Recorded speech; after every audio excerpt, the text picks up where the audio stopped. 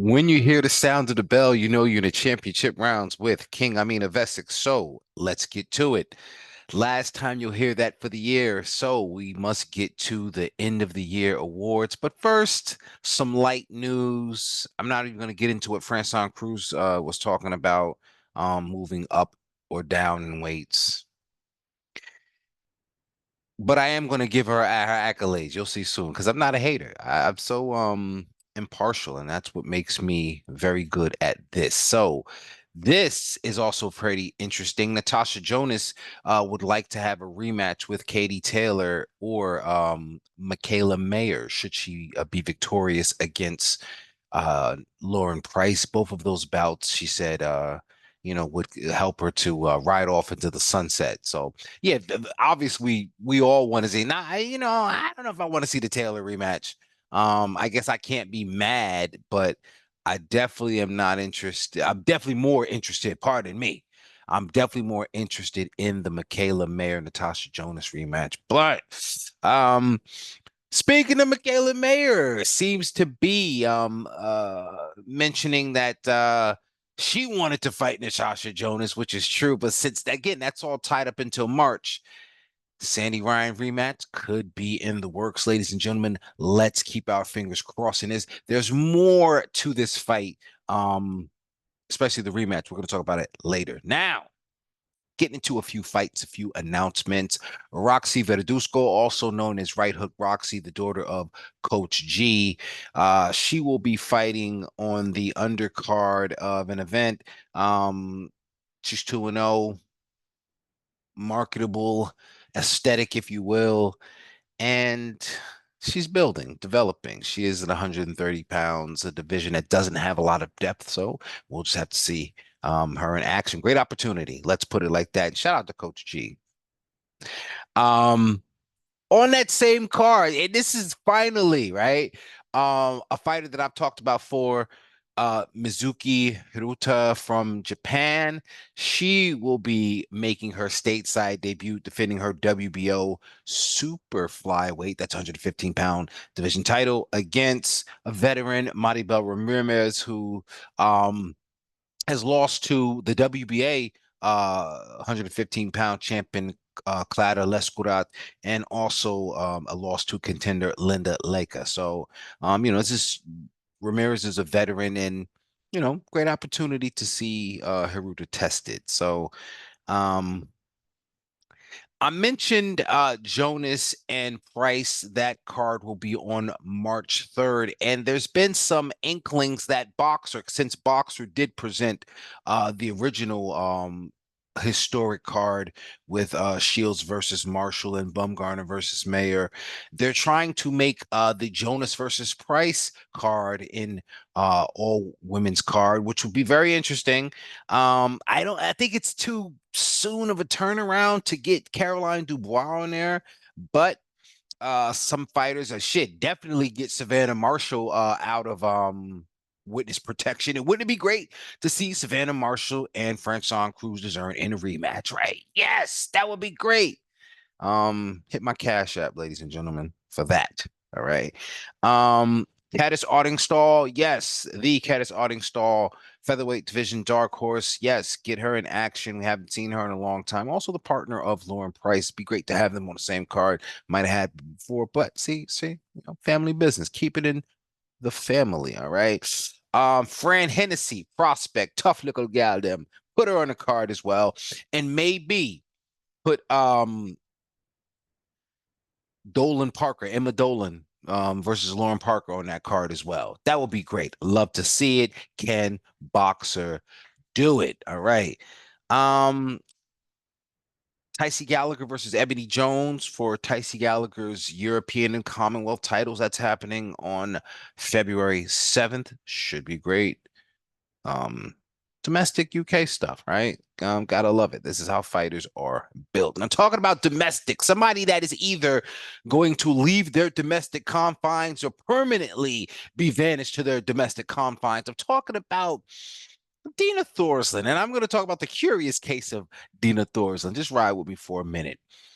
I like Dina Thorslund, nothing against her. Yes, I got my little quirks and jabs and prods, if you will, but because I'm trying to sniff out who's with this thing, like progressing women's boxing, and who's not. That's why I'm on it like that. So that being said, I'm always disappointed when fighters kind of hold belts hostage. I hold the men accountable, got to hold the women accountable. And Dina Thorslund, in my mind, especially with the depth of the bantamweight division, has been holding the WBO and WBC titles hostage. Now, granted, may have been visa issues or offers that were made, offers were turned down, which could be true for fighters that may not have the desire or the means to travel to Denmark. Might not feel like for a fighter that has only fought and defended her titles in Denmark against unrecognizable opponents. Why the fuck would I go over to Denmark to challenge her? It's almost like I'm getting a paid vacation in Denmark to go fucking lose. I feel that.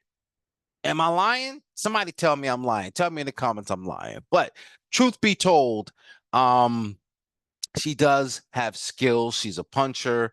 Again, it's like who we seen her punch up, but the technique is there. Counter puncher again. We just want to see her tested. And so what I'm hearing by very credible source, shout out to Hakan Johansson. I hope I pronounced his name correctly, but I'm sure he got this information correctly about what's happening with Thorslund.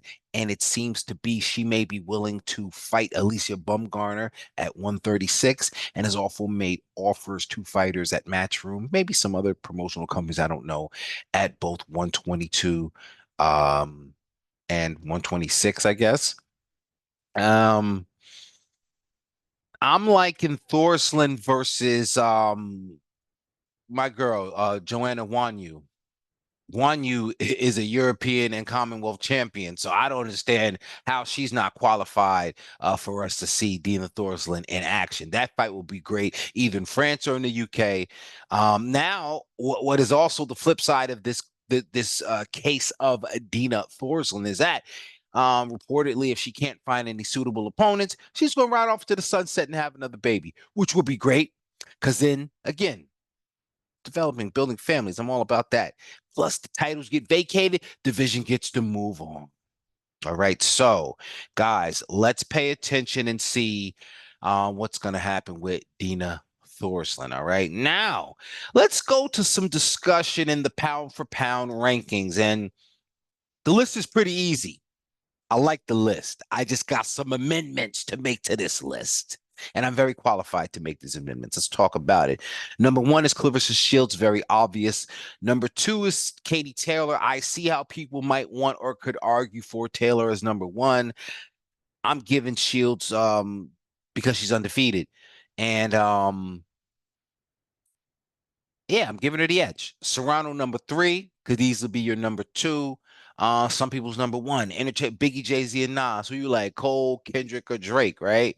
That is the triumvirate to be compared. Now, number four is a lock, because this is the only person on this list that's got a win over Katie Taylor. Y'all sleeping on her. Chantel Cameron, which is why she deserves a rematch, and we need to see Taylor Cameron. Follow the logic. The logic also follows Natasha Jonas, unified champion. Number five, Gabby Fundora. She could be number five, but it's cool because she's number six, undisputed. The division's a little weak, but yeah, undisputed is a hell of a credential. Speaking of which, another weak division, but undisputed, Alicia Bumgarner. All right. Mikaela Mayer, listen, no matter what you think I may think about her, two division world champion. She did it. And she's a tough son of a bitch. And maybe that sounds, because I'm using the B word. But again, I say it about a guy, tough as a $2 steak. What do you want me to say? But you got to respect a woman. Definitely on this list at number 8. Now, here's where the bullshit comes into play. Savannah Marshall is not number 9, having been in witness protection like who? The fucking owl. Have you seen her? Tell me, have you seen? I ain't seen her. And then Dina Thorslund at number 10. Here's how you make this list whole. Fresh-on Cruiser's earn at number 9. Could even be higher on this list because former undisputed and now unified. And she's really the boss at 168. That's her division.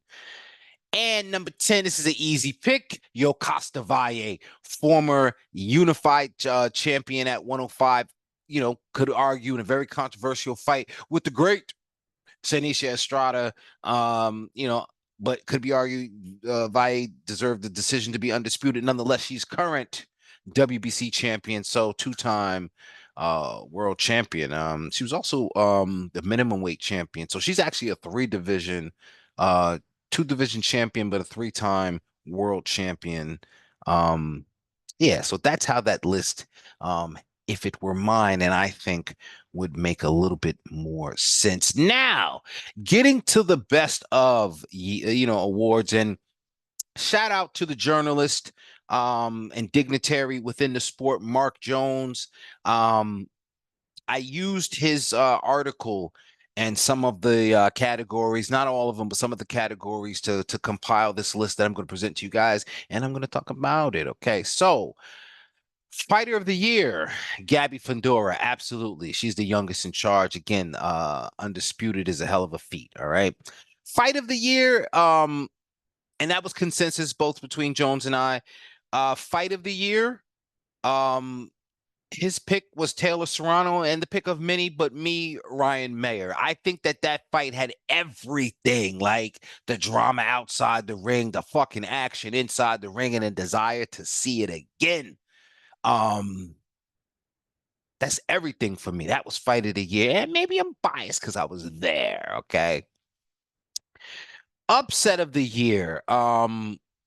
Jessica Kamara versus Hunmin Choi. Yes, because Hunmin Choi might as well be Kim Jong-un holding that fucking belt hostage over there. I think they still try to hold Jessica Kamara's purse. I don't know if she got paid yet. And no one would think you could go to fuck over. And see, that's the risk. And shout out to Jay Cobra, because that was a hell of a risk going over there. You know what I'm saying? And she just had to just box this woman's head off so that way, and it still was a fucking split decision. But yeah, God was with her, man, for sure. Upset of the year, because again, even and not that you didn't think Kamara could win, it's like, yo, they're gonna let her win, as in they're gonna be fair over there, the way Hunmin Choi been doing that. But so salute to that. KO of the year, Jones had Fundora, but I had Clarissa Shields, and I'm gonna tell you why. Because again, we've all alleged at one point she ain't got no power, but to move up to heavyweight and then get the KO, it says everything to me. That was it for me. That was cool. All right. Robber of the year, of course, Jonas Mayer. Comeback fighter of the year, definitely Terry the Belter Harper. You know I love that little button nose of her. She's such a cutie patootie. But it could be argued that Mayer could be comeback fighter of the year, especially after getting robbed by Jonas, right? I could edge it to Mayer. I mean, but Um, yeah, I said robbery of the year was Jonas Mayer. Event of the year, Taylor Serrano, of course. Enough said. Prospect of the year, who deserves a title shot? Yes, Bakaya Krebs, right? Um, what else we got? What else we got? Most avoided fighter. I got this in a tie between Jasmine Artiga at 115 pounds and Tiara Brown at featherweight, of course. Um, hella avoided, hella avoided. Um, best fighter nobody knows. That's Joanna Wanyu again.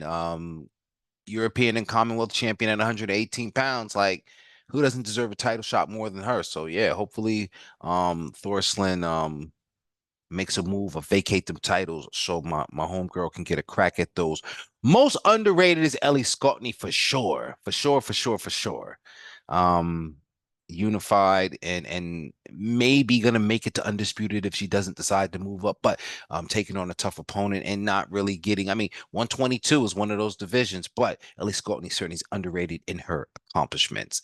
Pound for pound best at 26 by all consensus will be the landlord, Caroline Dubois. Yes.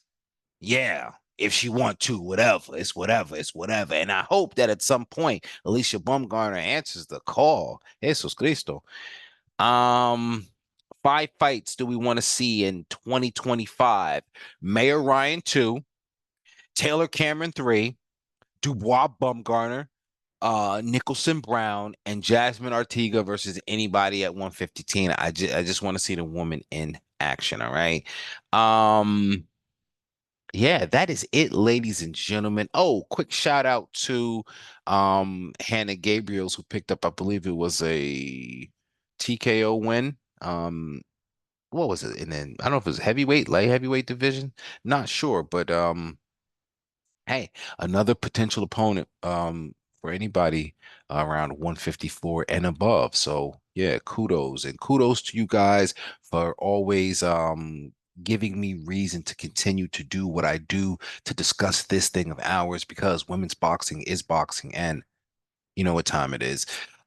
Comment, like, subscribe, share this, and take care of yourselves. We out of here.